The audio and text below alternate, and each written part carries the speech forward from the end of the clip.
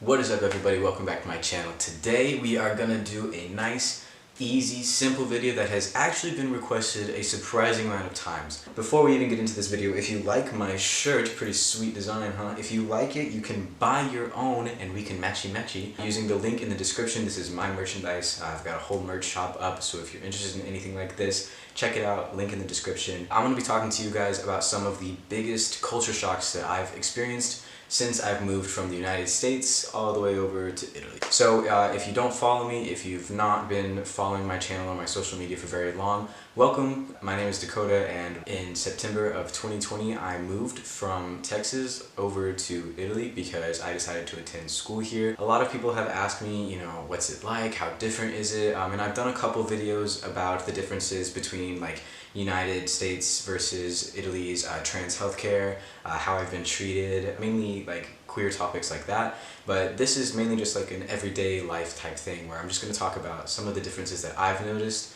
between American life and Italian life. Alright, so the first one wasn't really that much of a shock. It was more of just like an oh moment, where I was just like, oh okay, like that's a bit weird, but it's not too much of a shock. You don't tip people here. Like when you go out to a bar or when you go out to a restaurant or you go to like a hairdresser's or a barber's, usually in America when you leave after you pay your check, you would leave a tip, whether it's cash or just written onto your check, and that's kind of like a way of showing them that you appreciate their business, you appreciate the service that they did for you. In Italy, that's not a thing. You don't tip here. You don't tip at restaurants. When I first came here, I asked my girlfriend, I said, like, hey, how much do you want to leave for the tip? And she was like, we don't tip, we don't do that here. We don't tip. That was a bit weird, but I found out that it's literally just because Italy pays their workers a livable minimum wage. So in America, when I was a server at least, I made $2.13 an hour as a server. I literally survived off of my tips. So yeah, Italy just literally cares about their workers. And on the topic of restaurants, they don't bring you the check. They will not bring you your check unless you ask for it. But in most restaurants, you actually have to like go up to the front and there's like a host or a cashier who will check you out. They usually will not bring the bill to you unless you ask for it. This is mainly because Italians eat A, way later than Americans do, and B, for much longer than I ever did in America. So typically here, if we're going out to dinner, we'll go out to dinner at like 7:30, 8 at night, and we'll be there until like 10:30. Like you have like your entrees, and you have your first plate, and then you get your second plate, and then if you want, there's dessert, and then after dessert you can have a cafe, like you can get coffee, you know what I mean? Like it's a very long, drawn out process, and afterwards, they don't bring you the check because what if you wanted another glass of wine, or what if you decided to try a different dessert? No tips, and they don't bring you your check unless you ask. The third thing was free healthcare. Like this was a pretty big shock to me because there were a couple times where like when my girlfriend and I had COVID, we had to go get tested completely free, and there have been times where we've had to make an emergency room visit, or we've just had like scheduled doctor's appointments, like to see my doctor for HRT here, and the appointment was completely free. I think the max that I've ever paid for an ER trip here was 20 bucks. Obviously, if you get a ton of tests done, like if you have to do maybe like a CT scan or an x-ray or any like big ticket items like that, it's gonna cost you, but it's not gonna be a $5,000 bill just because you had to ride in the ambulance to get to the hospital, which is basically how it is in America. Depending on how far it takes you, the cost of healthcare, or rather like the lack of cost of healthcare here, was a pretty big shock to me. Culture shock number what is this? Number 4? I'm already losing fucking count. But yeah, the next one is drinking in public is completely legal and pretty widely accepted. The first time that I came here and visited in December of 2019, my girlfriend and I were at a mall, and I happened to just buy a big beer that we were going to share from a grocery store, and of course put it in the bag. And in my mind, I'm thinking, okay, we have to wait until we get home to drink this, because in America it's illegal to drink alcohol in public unless you're like at a bar, or if you're out on your balcony or whatever, you're on your private property. But my girlfriend was like, pull it out, like let's drink it right here. And we literally just drank a beer in the middle of a mall, and like nobody batted an eyelid. And that's because in Italy it's legal, and it's actually pretty common for people to drink like all day long. There have been times where I just woke up, it's 10:30 in the morning, and I'm about to take the dog out for a walk, and I hear the neighbors pop open a bottle of wine. It's very common for people to drink all day and drink in public. Also on the topic of drinking, it's completely normal for kids to drink, from an early age. Most bars will serve minors if they have a parent with them saying, this is my kid, I give them permission to drink. I've seen kids super young drinking out of tiny kid-sized wine glasses, and it's completely normal for them. Of course, in America, it's very strictly enforced, in public at least, that you cannot drink until you're 21 years of age. Obviously, kids get alcohol from their parents or from older friends or whatever, but, you know, if you go to a bar and you're 15 in America, they're gonna kick you out the door and say, you know, fuck off, come back when you're 21. Here, it's not like that. So that was another big shock, because when I was a kid, my parents were like, no, no, no. I would ask for like a sip of their wine or a drink of my dad's like whiskey and Coke. But here, it's like, you know, a little kid could ask for a drink of wine or whatever, and they'll just stick their finger in and go, here, take it, you know, try it, see if you like it. The next, not really culture shock for me personally, but the next thing that I noticed was it's normal for people to live with their parents, you know, until they're in their late 20s even. In America, I feel like it's very much, you graduate high school, you turn 18, you go to college, and you move out, you know?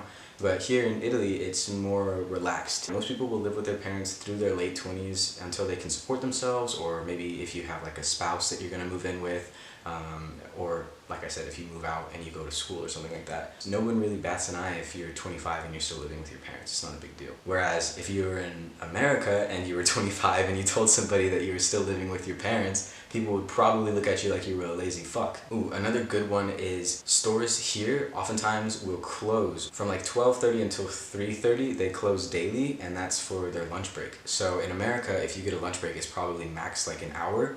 My lunch breaks when I worked in restaurants and in Taco Bell was like 30 minutes. Here, they close from 12:30 to 3:30. The workers can go home, they can rest, they can relax, they can get lunch if they want to. So if you're sitting at home and you're trying to like think of something to do, don't do anything between 12:30 and 3:30 because nothing's gonna be fucking open. Ooh, the next one is coffee is a big deal here.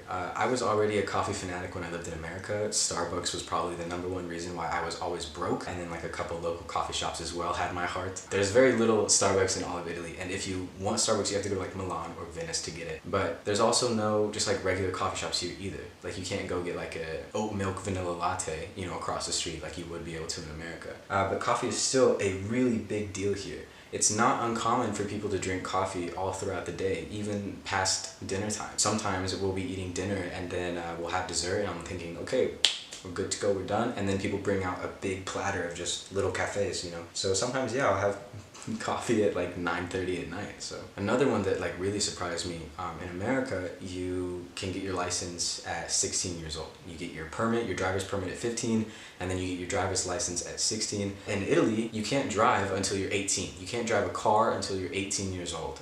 But when you're 14, kids can drive low cc, like small engine motorcycles and scooters, so like little Vespas and stuff like that, or there's a lot of dirt bikes, which creates the opportunity for some really loud traffic throughout the day because their engines are just so fucking loud. At 14, you can get a small engine motorcycle or a small engine scooter, and you can drive that. And then at 18, you can retake your driver's test and you can get an actual car. Oh, and on the topics of cars and driving and everything, gas here is expensive as fuck. When I lived in America, especially during the pandemic, gas was pretty cheap. I mean, probably the max that I ever paid for a gallon of gas was maybe like $2.20 max. In Italy, the average gas price is about €1.50 per liter, which roughly translates to like $6 a gallon, I want to say. Yeah, $6.78 per gallon. It's super expensive, so most of the time, if you plan like a big trip with your friends, or if you want to go and visit like the beach or something, you're not gonna drive. You're probably gonna end up taking the bus or the train. And last culture shock, there are a lot of culture shocks here about cars. In Italy, like 99.999% of the cars here are manual, and you have to take your driver's test with a manual car.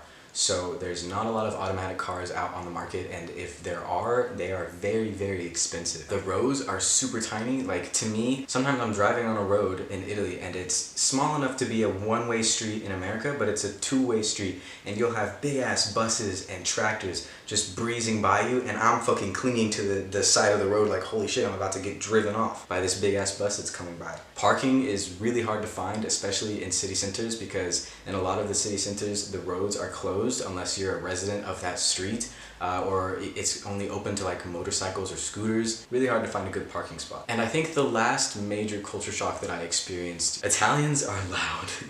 really loud. Like a simple passionate discussion, a simple conversation with a friend can get to some pretty high volumes, and when I first moved here, I used to think that people were arguing all the time, and I would look at my girlfriend and be like, hey, like, is a fight about to break out? And she's like, no, they're just talking to each other.